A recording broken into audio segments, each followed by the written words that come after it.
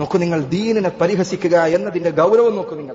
അല്ലാഹു സുബ്ഹാനഹു വ തആല അയാളോട് ചോദിച്ചത്, നീ അല്ലാഹുവിനെയും അവന്റെ റസൂലിനെയും ഖുർആനിലെ ആയത്തുകളെയുമാണോ പരിഹസിക്കുന്നത് എന്നായിരുന്നു.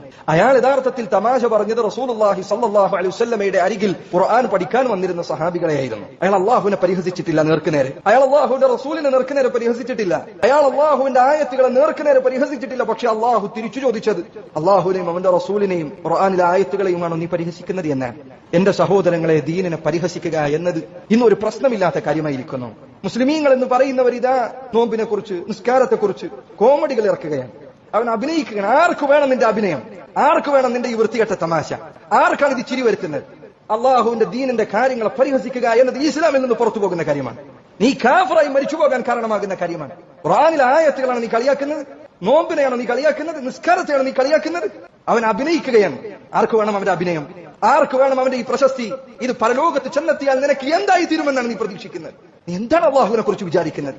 നിന്റെ തമാശക്കുള്ളതാണോ ഖുർആൻ? നിന്റെ കോമഡി പറയാനുള്ളതാണോ ഹദീസുകൾ? നിനക്ക് ആളുകളെ കളിയാക്കാനും ചിരിപ്പിക്കാനുമുള്ളതാണോ ദീൻ എന്ന് പറഞ്ഞാൽ?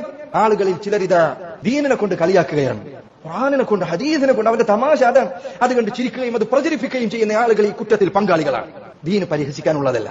ഇത് അല്ലാഹു സുബ്ഹാനഹു വ തആല 7 ആകാശങ്ങൾക്ക് മുകളിൽ നിന്ന് നമുക്ക് അവതരിപ്പിച്ചു തന്നിരിക്കുന്നത് കളിയാക്കാനല്ല, ജീവിതത്തിൽ പാലിക്കാനാണ്.